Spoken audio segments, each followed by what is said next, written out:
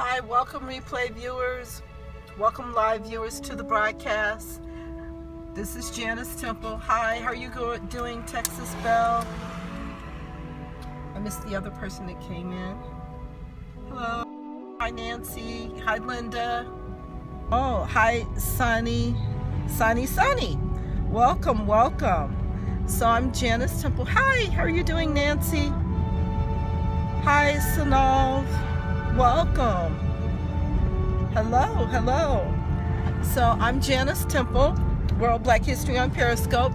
Make sure you follow me. You're doing good, Nancy. Awesome. So we are in, we're going to be entering Bronzeville. Oh, this thing's not acting right today. Hi, Southside. Turn this around so you guys can see the Chicago city streets. So we are going toward Bronzeville. I'll give you guys a little tour of Bronzeville. And so I'm riding with my dad. I'm originally from Chicago. No, my dad is driving. But thanks for asking, Nancy. Hi, Ahmad. And so what year did you come to Chicago?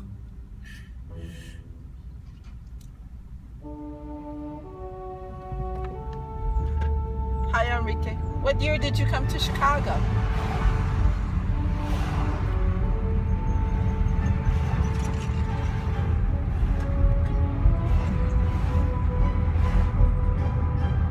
Can you hear me?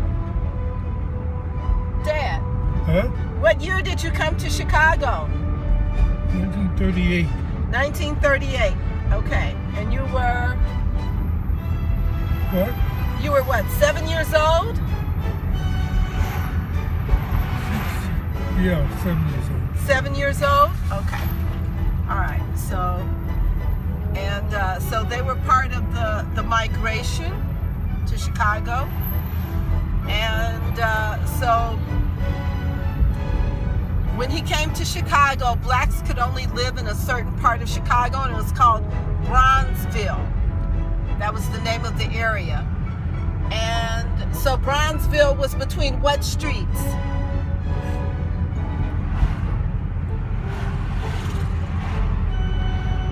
'31st. South. 31st? 31st North. 63rd South. Okay, so they could only live between 31st Street North and 63rd Street South.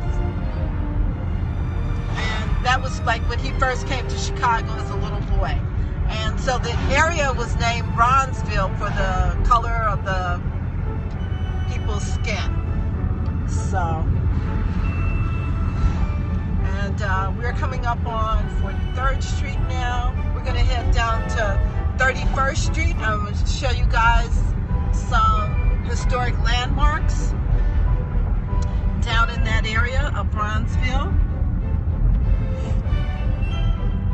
And so now it's been gentrified. You can see that they're like, you know, doing construction and things like that for Bronzeville. So some of the famous people that lived in Chicago in that time. Who were some of the famous people that lived in Chicago at that time? Hi, Tamashian.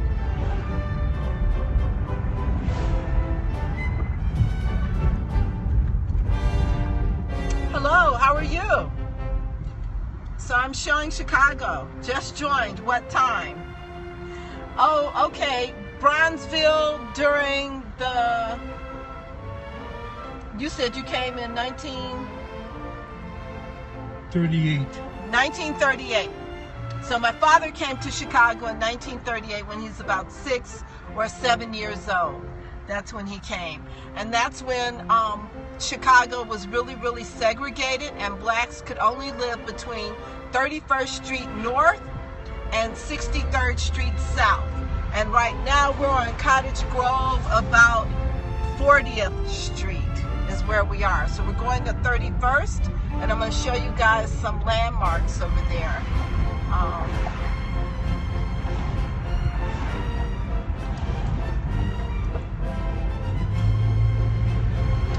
they've done a lot of gentrification over here, building up some things, tearing down.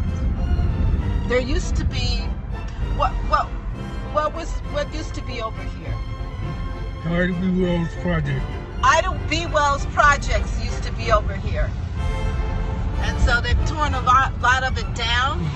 Tore it all down. They tore it all down, and now they put up these houses here. Yeah.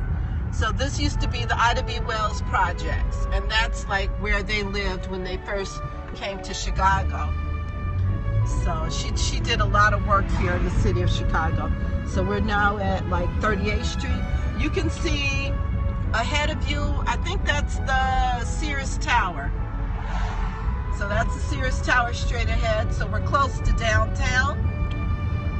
Hi, how are you? Welcome, welcome. I can't see. I put my glasses back on. How are you doing? So I'm Janice with World Black History on Periscope, and we're going to Bronzeville in Chicago. We're at 37th Street now, going down Cottage Grove. What's up? Sam Cook used to live around here before he took over. Oh, Sam Cook used to live over here, my father says, before they tore it down. And so the Ida B. Wells Projects were over here. Yeah, they were on the left. Oh, they were on the left. On that side was Ida B. Wells Projects.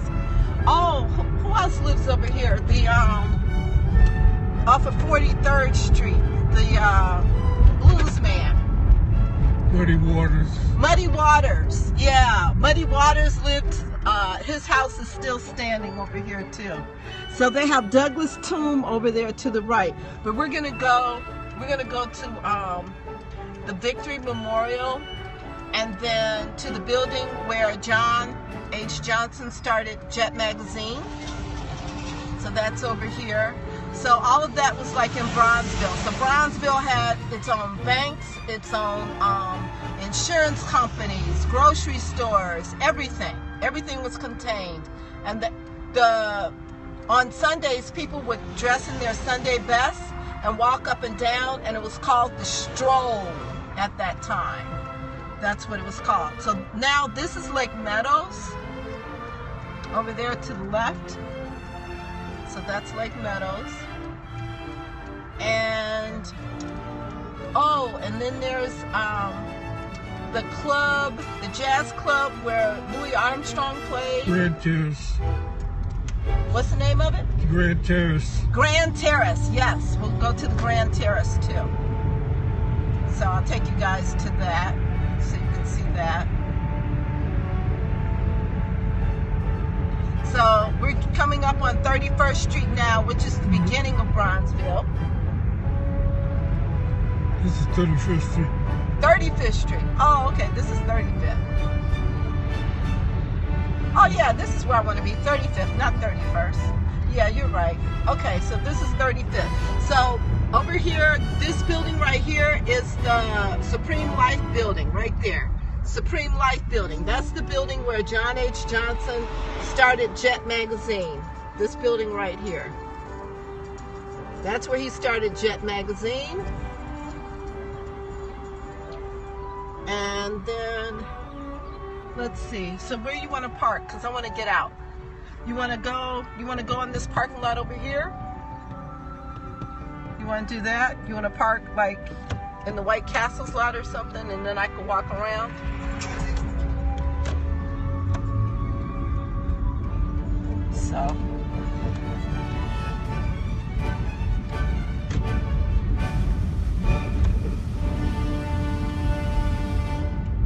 So this is King Drive.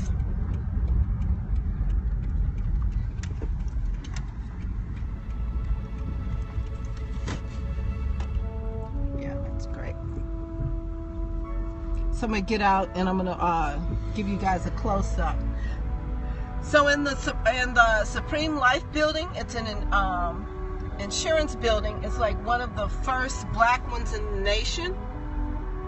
And in there they have the Bronzeville Tourism Center in that building. That's where that is located. Okay, thanks. Hey Clarice. So we are in Chicago, and I'm going to give a tour of Bronzeville real quick.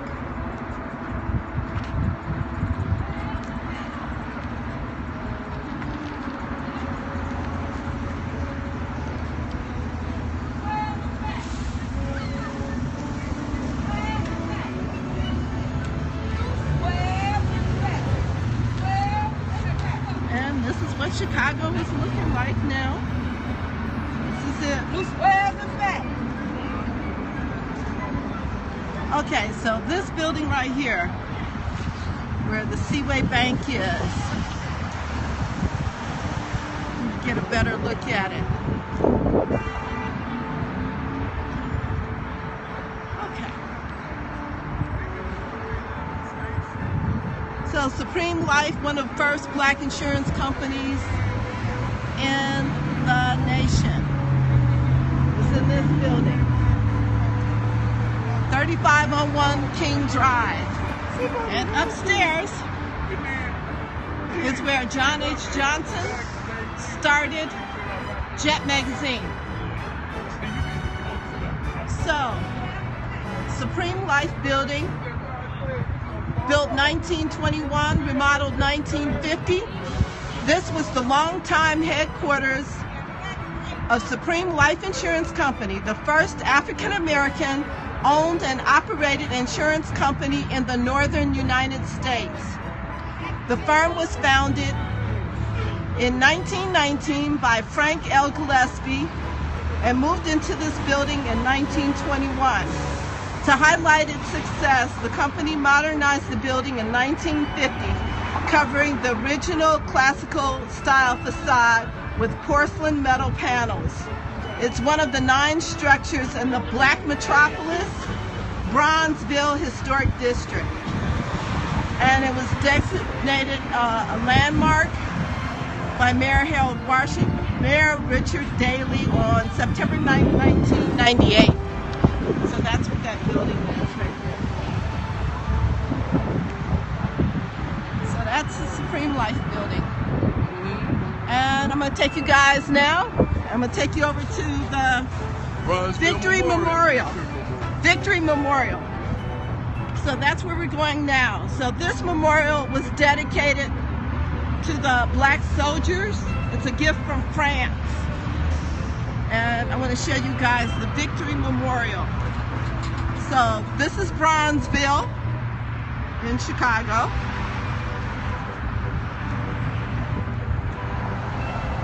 Oh, here's another plaque. Bronzeville Walk of Fame. Truman Gibson, 1882 to 1972, founded Supreme Liberty Life Insurance Company, 1929. Truman Gibson Jr., 1912, civilian aide to the Secretary of War. Wow. Oh, here's another one. Major Robert H. Lawrence Jr., the first black astronaut. Oh, I didn't know these were here. This is the first time I've seen this. I didn't know those were down there. Okay, so this is the Victory Memorial.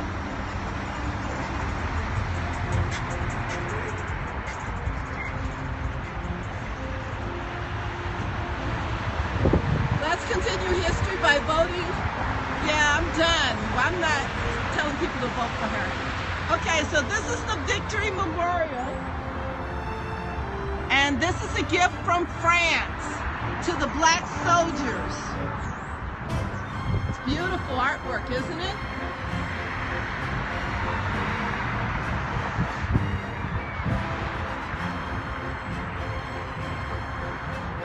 Let's see if I can get the top of it for you guys. Okay, there's the top. That's the Victory Memorial. So this is definitely a gift from France, if nothing else.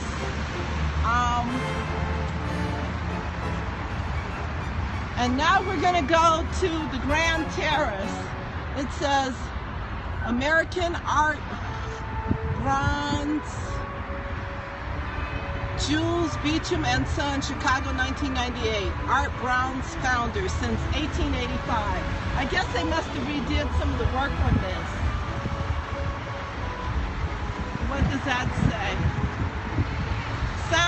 Saint Aragon, Mount des Singes, Atlet, Canal, aux Anis. Those must be the places where the soldiers fought. And on this side, Saint Michel Argonne Forest, Mont des Singes, aux eaux and sons offensives. Erected 1927 by the people of the State of the Assembly of the Illinois represented in the 54th General Assembly in memory of the heroes of the 8th Infantry Illinois National Guard, reorganized during the World War as the 370th Infantry of the 93rd Division of the United States Army, who died in France. So these are the soldiers that died in France. And those are all their names of the ones that died in France. So now we're going to go to the Grand Terrace where Louis Armstrong played. So the Grand Terrace is now, what can I say? It's a hardware store owned by a Jewish family, but because it's a national landmark, the walls of the hardware store are the original walls. So you can see like where they performed. Well, I guess I'm gonna go ahead and go. So I'm gonna show you guys that. And Louis Armstrong's, he was married to Lil Armstrong. Her mother had a house like maybe a block or two away from here, over there, down that way on Giles Street, and that's where they got married. So he did live in Chicago, and at that time the jazz clubs were owned by Al Capone, and so Al Capone ran guns and liquor, things like that, up underneath the streets of Chicago. So underneath the streets are like another city, another place. So this is Myers Ace Hardware. So this is the site of what used to be the Grand Terrace. Grand Terrace, or the Sunset Cafe, built in 1909. Following a 1921 remodeling, this simple automobile garage was transformed into one of the city's earliest and most legendary jazz venues. It housed orchestra features such famed musicians as Louis Armstrong, Benny Goodman, Earl Fatma Hines, while its floor shows introduced the latest dances to local audiences. After a 1937 remodeling, it was renamed the Grand Terrace and remained a popular nightclub until 1950. It's one of the 9 structures in the Black Metropolis Bronzeville Historic District. And so I'll show you guys the outside. Well, we'll go in. We're gonna go in. I'm gonna show you guys. There are a lot of French tourists that come here. And so they sell memorabilia from that era. And then, so this is a mural on the wall inside that still exists today. So it still has the original walls. And you can see some of the musicians. So you can come here and you can get keychains and magnets from the Sunset Cafe or the Grand Terrace. So we're gonna go in. Hi, how are you doing? Hello. So where are the original walls? Just keep straight back. Straight back? Okay. Hey, look. Hey. It's only right, man. Appreciate that, man. Hi, can you show us the original walls? The original? Yeah. Right here. Right up there? Okay.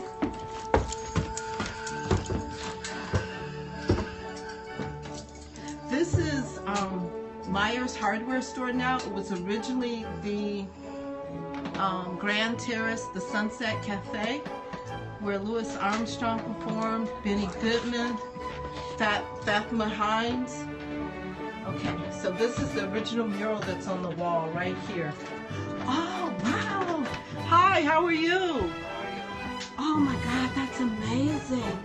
So these are the original walls. And this is a National Historic Landmark, so you guys are in for a real treat. Is this original too? Okay. So that's the original walls. No, thank you so much. I appreciate everything. Thank you, thank you. So, and then these are original walls here as well. So right now it is a, what do you call it? It's a hardware store. But you can see at one time that it was the Grand Terrace. So a lot of tourists come here, especially from France, because of the jazz history.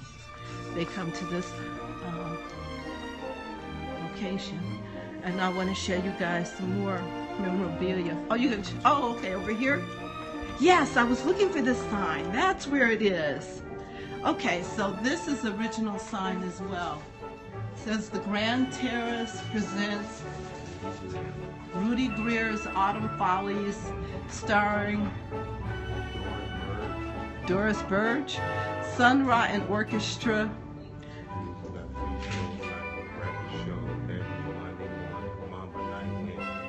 Yeah, they used to have breakfast shows so people would come and drink and eat and listen to jazz music in the morning, which I never knew until I came here that such a thing existed.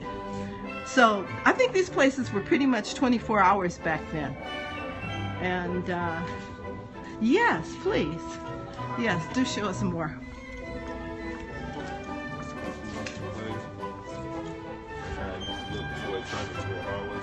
Okay, this is what it looked like originally.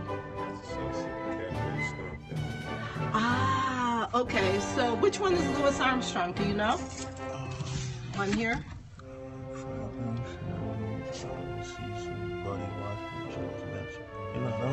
Oh, he's not on that photo? Okay. All right, so this is a song, Sunset Cafe Stop. This is a song from that time by Louis Armstrong and Percy Venerable. Uh-huh.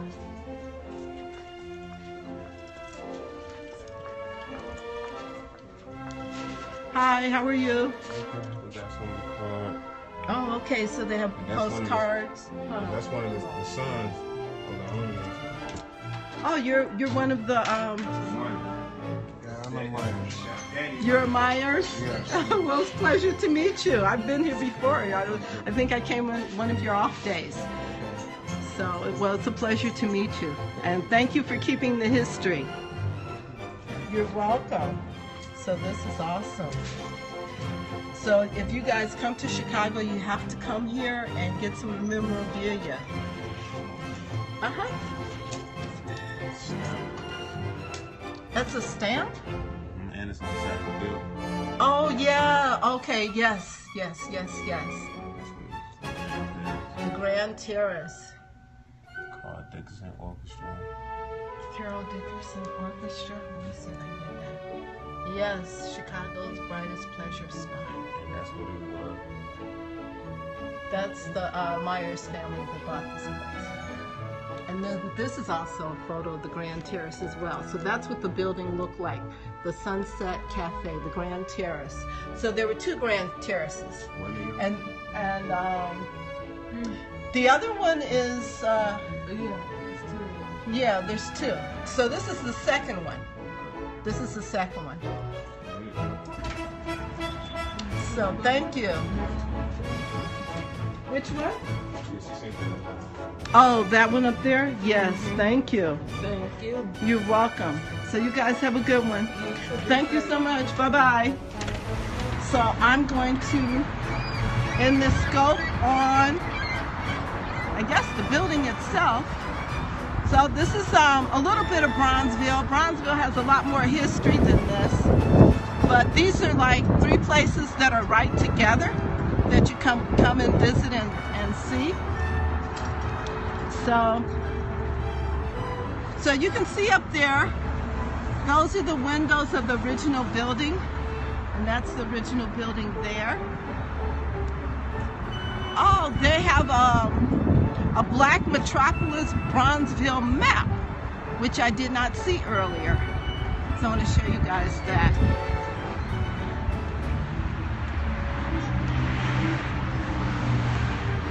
Oh, okay, it doesn't list all the places on there.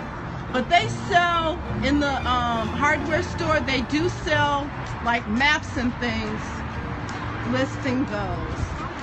Oh. So I'm going to close out the scope. Thank you guys. Oh no. There's one more thing I want to show you. I just thought about it. I wanted to show you guys, like, so the railroad played a huge part in the development of Bronzeville. So George Pullman traveled to the south, and he, after the Civil War was over, he went to recruit the house slaves to be porters on the train. And when they came to Chicago, this is where they settled, in this area. So my father came up to Chicago on the train. A lot of people migrated to Chicago on the train. And so they're from Tuscaloosa, Alabama. And they took one train directly here. And so I'm going to take you guys over and show you like the development of the train center. So the Pullman porters lived in this area over here. There used to be like housing for them, especially the ones that traveled on the road. I mean, that were from out of town. They lived over here in Lake Meadows when they came to Chicago.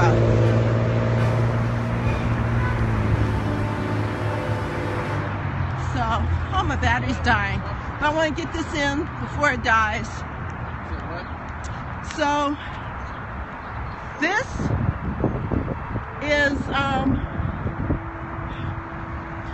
is Bronzeville, and on here they show the train system. So I wanted to show you. So it starts 12th Street Station, Black Metropolis. That's where the blacks came in. That station is no longer there. And then they settled. This is 31st Street Beach. And so blacks settled down this way. And it was built on the train system here.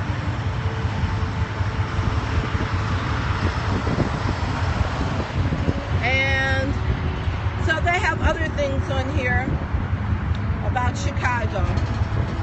Freedom Now, mass meeting, demonstration, march. Chicago's always been about the NAACP, Chicago Bee, the Chicago Defender, the Chicago Broad Axe, Illinois Central Railroad Station, Chess Records.